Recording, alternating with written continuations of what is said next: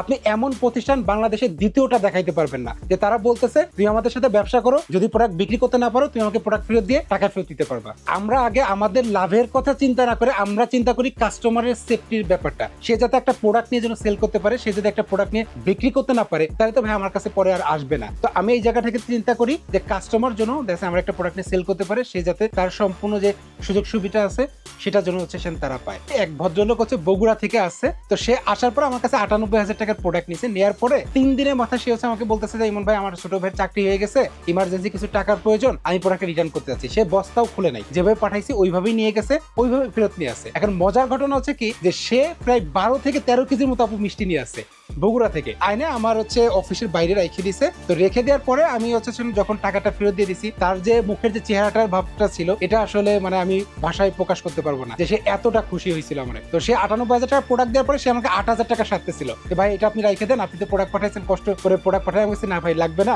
আপনি ভবিষ্যতে যদি কখনো ব্যবসা করেন তাহলে আপনি আমার কাছে আইসেন।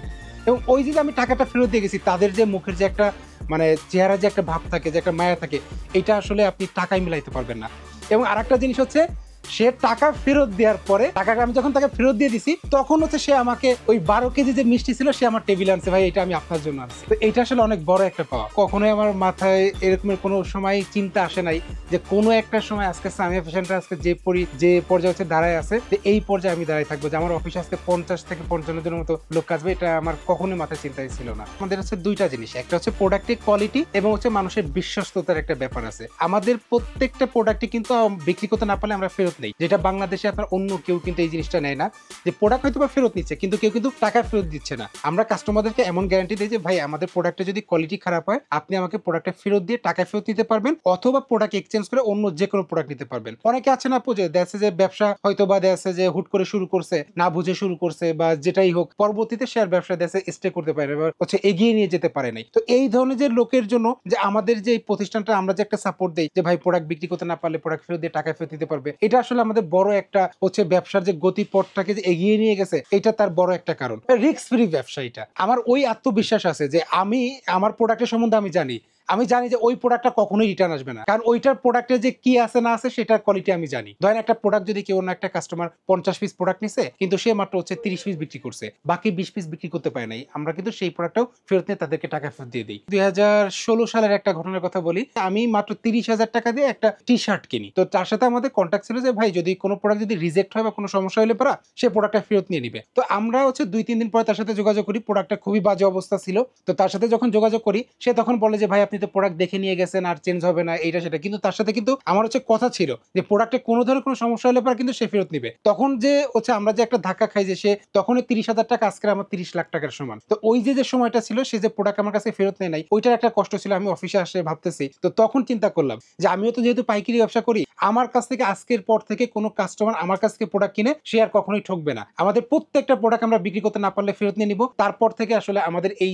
সিস্টেমটা চালু করে যে বিক্রিত পণ্য ফেরত নিয়ে আমরা টাকা ফেরত দিয়ে দিচ্ছি। ওই যে হচ্ছে আমি যে একটা ধাক্কা খাইলাম, ওই ধাক্কা খাওয়ার পর থেকে আমি চিন্তা করলাম যে আমি আর কোনো উদ্যোক্তাকে আর ধাক্কা খেতে দিব না। অনেকেই আসলে সুযোগ নেয়, দেখা গেছে কি যে একটা প্রোডাক্ট দেখা গেছে যে অনেকে আসলে ব্যবহার করার জন্য আমাদের কাছে প্রোডাক্ট চাই যে ভাই 2 পিস প্রোডাক্ট দেন, আমরা যখন দিতে চাই না তখন দেখা যাচ্ছে যে 10 পিস প্রোডাক্ট নিয়ে যাচ্ছে, নিয়ে সে 2 পিস রেখে দিয়ে পরবর্তীতে সে আবার হচ্ছে আমাদের 6 পিস প্রোডাক্ট হচ্ছে ফেরত দিয়ে যাচ্ছে। এখন আমি তো আসলে একটা জায়গাতে দেখা যাচ্ছে তার সাথে প্রতিশ্রুতিবদ্ধ, আমি তাকে বলছি যে প্রোডাক্ট ভাই বিক্রি করতে না পারলে আমি প্রোডাক্ট ফেরত নিব, সে এসে যাই যা বলুক আমার প্রোডাক্ট ফেরত নিতে হচ্ছে। আমরা যে সুযোগ সুবিধা দিচ্ছি, সর্বনিম্ন যদি কেউ যদি আমাদের কাছে 20 পিস প্রোডাক্ট যদি অর্ডার করে তাহলে আমরা কুরিয়ার সার্ভিসের মাধ্যমে ক্যাশ অন ডেলিভারিতে প্রোডাক্ট দিয়ে দেই, যে আমাদেরকে অর্ডার করবে, কিছু টাকা অ্যাডভান্স করে দিলে আমরা এই প্রোডাক্টটা তার নির্দিষ্ট এলাকাতে আমরা প্রোডাক্টটা পৌঁছে দিতে পারবো। আর দেখা যাচ্ছে কোনো একটা প্রোডাক্ট দেখছে সে হচ্ছে বিক্রি করতে পারতেছে না, তার কাছে আটকে গেছে, সে চাইলে আমাকে প্রোডাক্ট ফেরত দিয়ে টাকাও নিতে পারতেছে, আবার এক্সচেঞ্জ করে অন্য যে কোনো প্রোডাক্ট নিতে পারতেছে। গার্মেন্টস থেকে যদি একটা প্রোডাক্ট যদি আপনি নিতে চান, আপনাকে মিনিমাম দেখছে 100, 200, 500 পিস প্রোডাক্ট নিতে হবে। আমরা সেই জায়গাটা থেকে কিন্তু এই সুযোগটা দিচ্ছি যে কেউ চাইলে আমাদের কাছে 20 পিস বা 30 পিস 50 পিস নিয়েও চাইলে ব্যবসা শুরু করতে পারে। অথবা যারা অলরেডি ব্যবসা করতেছে তারা অনেক সময় আছে না যে দোকানে একটা প্রোডাক্ট হচ্ছে একটু কম হয়ে গেছে, আমাদেরকে ফোন দিলে পর হোয়াটসঅ্যাপে আমরা ছবি পাঠিয়ে দিলে পর তারা দেখা গেছে মাত্র 20 পিস প্রোডাক্ট যদি অর্ডার করে আমরা এটা কুরিয়ার সার্ভিসের মাধ্যমে পাঠিয়ে দিতে পারবো। দেশের বাইরে প্রায় আমাদের 6 থেকে 7টা কান্ট্রিতে কিন্তু অলরেডি প্রোডাক্ট হচ্ছে আমরা এক্সপোর্ট করতেছি। মালয়েশিয়াতে যাচ্ছে, দুবাইতে যাচ্ছে, বাহরাইন যাচ্ছে, কাতার যাচ্ছে। এই ধরনের মিডল ইস্টে আরো বেশ কিছু কান্ট্রি আছে যে কান্ট্রিতে আমরা কিন্তু অলরেডি প্রোডাক্ট হচ্ছে এক্সপোর্ট করতেছি। আমাদের প্রত্যেকটা প্রোডাক্ট সেম কোয়ালিটি পাবেন। বাংলাদেশের জন্য যেটা আমরা সেল করতেছি এই সেম কোয়ালিটি প্রোডাক্টই কিন্তু হচ্ছে আমাদের মিডল ইস্টের কান্ট্রিতেও যাচ্ছে। আছে। সব জায়গায় তো আসলে লেখা থাকে যে বিক্রিত পণ্য ফেরতযোগ্য না, কিন্তু সামিয়া ফ্যাশন এখানে সম্পূর্ণ হচ্ছে উল্টা। আমাদের প্রত্যেকটা প্রোডাক্ট আমরা বিক্রি করতে হচ্ছে, যদি কোনো একটা প্রোডাক্ট বিক্রি করতে না পারেন সেই প্রোডাক্ট আমরা ফেরত নিচ্ছি, টাকা ফেরত দিয়ে দিচ্ছি। Baby, you know that I'm bad for you, yeah. Why you gotta be so nice?